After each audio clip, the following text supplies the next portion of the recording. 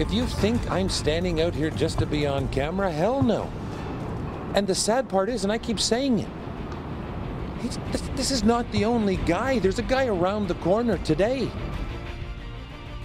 That was Alan Donnan, survivor of Gordon Stuckless. Stuckless pleaded guilty to over 100 sexual assault-related charges involving scores of young boys. The Maple Leaf Gardens case that dates back over 30 years. Now, 8 charges involving 3 of the alleged young men are before the courts. New revelations today about Stuckless's dark past. Are we to believe him, or is he looking for a way out? Now, joining me right now is Alan Donnan himself. Thank you so much for being here. Thank you. The new revelations include Stuckless's claims that he was raped as an 11-year-old boy. Yes. It seems like he's trying to build a defense out of this. Is this a defense? I don't know whether you'd say it's a defense or an excuse, and I want to correct you on something right off the top. So far, Mr. Stuckless has pleaded guilty to 672, I believe, somewhere in around that, different offenses since he's been charged. Okay, so the 100 now, it's just the newest ones. I've thought since the start that this was going to be either a defense or an excuse, and as a victim, I feel horrible for him if he was victimized.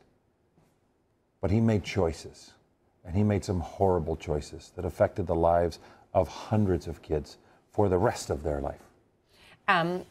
Now, you're saying over 600. Mm-hmm. I mean, he's confessed to these. He's admitted to this. Yes. And yet folks are saying he might only get a few years. What do you say about his possible time in jail?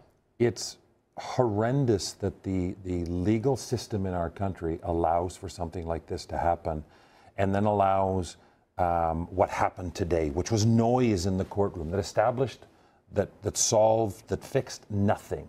But they will argue what can and can't be included to get him a more or less of a sentence. This man is someone who was judge, jury, and executioner over 600 times. I did not have a defense attorney in the room with me, nor did any of these other kids, and yet he still asks for a fair trial. And I wish him a very fair trial, but it has to be fair from both sides. The punishment has to be a deterrent to the next one. Now, speaking of the next one, I want to bring up a clip here from Mike McTague, a victim of Gordon Stuckless.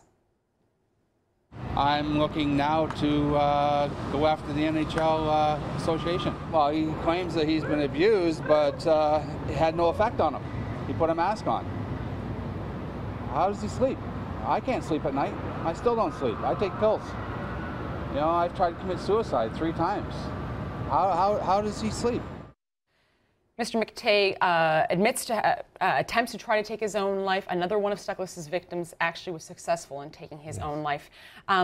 You were a victim, but to me, you seem so vibrant. How has this affected you? It's been a story that's played out in the national stage, and yet you have really taken a front role in providing a voice. Thank you for the compliment, and I will take that as a compliment. I don't take a front row seat to anything. I had a very good friend who was Martin Cruz, who I met through this trial, became a friend as a result of the first trial, that provided a voice to all of us. And then his voice was taken when the first verdict was handed down, 2 years less a day, for 572 events. I think it came down to something like 27 or whatever minutes per.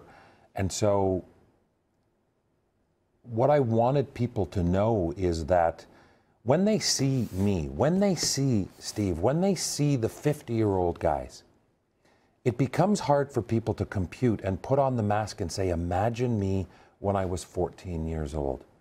Because the one thing I didn't have at 14 was a voice. Yesterday in the courtroom, Gordon Stuckless, who is a man that is looking for, you know, he wants to show his remorse, and he wants us to show remorse to him, looked at the Crown prosecutor and said, as long as I got what I wanted, I didn't care about them. I'm one of them. Steve is one of them. And there's more of them that are out there. We are not faceless, nameless, discarded things. We are people. We have lives. We have families.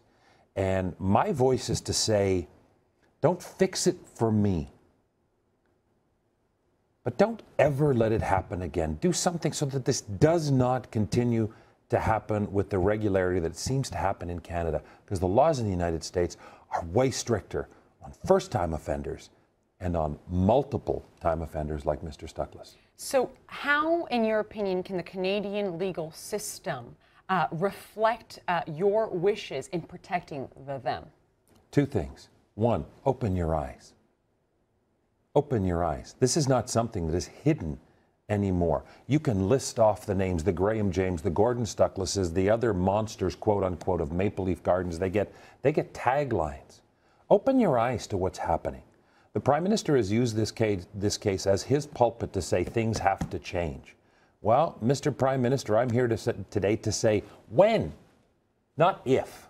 Because when we went through this the first time, we were told that things had to change. It's now 15, 18 years later, and things don't seem to be changing. The second thing is common sense. The greatest asset that we have as a society is our children. Who are we if we don't protect our children from people? Gordon Stuckless tested. He said his words in court, I tested them.